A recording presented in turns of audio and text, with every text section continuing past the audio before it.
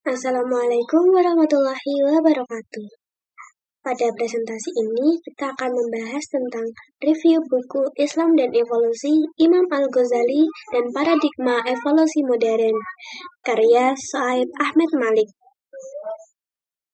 Sebelumnya, perkenalkan nama saya Feni Nur Aprilia, NIM 241060400012 dari kelas Biologi A.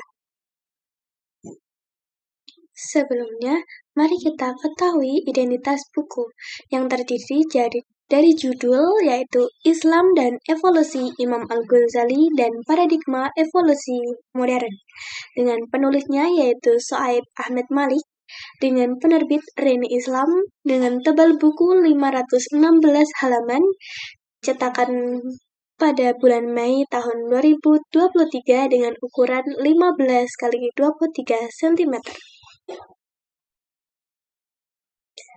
Pada bagian daftar isi terdapat 4 bagian. Yang pertama, bagian konteks, kedua, bagian perspektif Islam tentang evolusi, yang ketiga, tentang pertimbangan metafisis, bagian keempat, pertimbangan hermeneutika.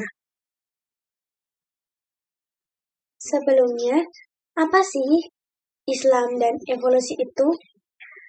Islam yaitu sebuah agama monoteisme Abrahamik yang berpusat pada Al-Quran. Sedangkan Al-Quran adalah sebuah kitab suci yang diimani oleh seluruh umat muslim, difirmankan langsung dari Tuhan dan diwahyukan kepada Nabi Muhammad sebagai nabi yang utama dan terakhir. Kemudian, evolusi adalah berubah secara berangsur-angsur, yang berarti bahwa perubahan pada sifat-sifat terwariskan suatu populasi organisme dari satu generasi ke generasi berikutnya. Perubahan-perubahan ini disebabkan oleh kombinasi 3 proses utama. Yang pertama yaitu variasi, yang kedua reproduksi, dan ketiga seleksi. Pada teori ini terdapat 3 pokok teori evolusi.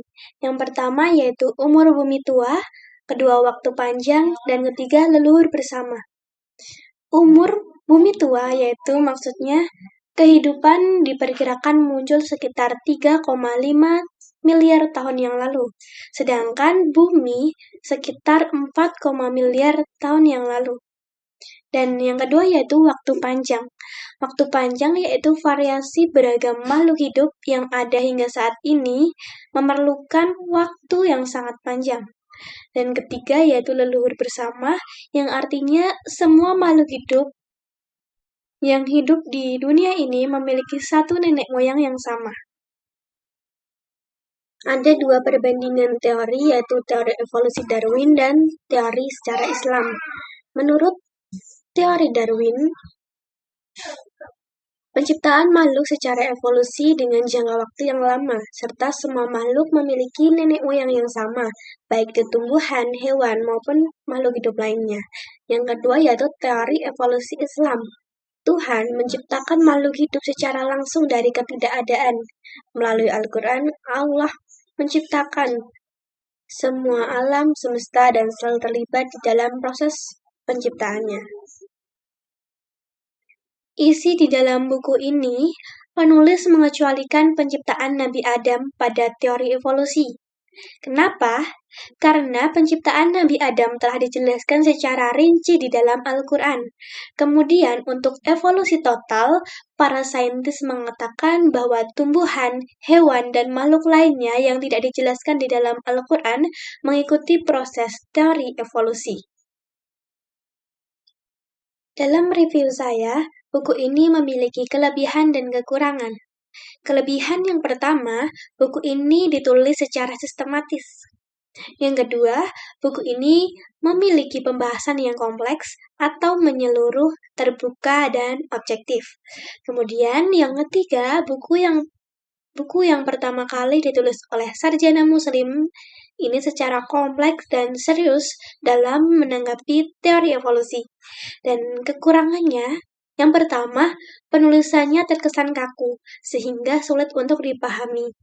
Yang kedua, lebih memfokuskan kepada biografi Al-Ghazali sebagai seorang teolog, mempersempit dan mempermudah kajian, tetapi menyederhanakan sosok dan pemikiran Al-Ghazali. Dan yang terakhir, tidak mengklarifikasi bagaimana kritik filosofis dan metafisik terhadap evolusi. Jadi dapat disimpulkan bahwa buku Islam dan Evolusi ini sangat mendukung penciptaan teori evolusi yang dapat dibenarkan secara Islam. Namun, pengecualiannya terdapat pada penciptaan Nabi Adam yang mengikuti proses evolusi. Dan review buku yang dapat saya jelaskan, semoga bermanfaat. Terima kasih yang sudah menonton sampai dengan akhir. Wassalamualaikum warahmatullahi wabarakatuh.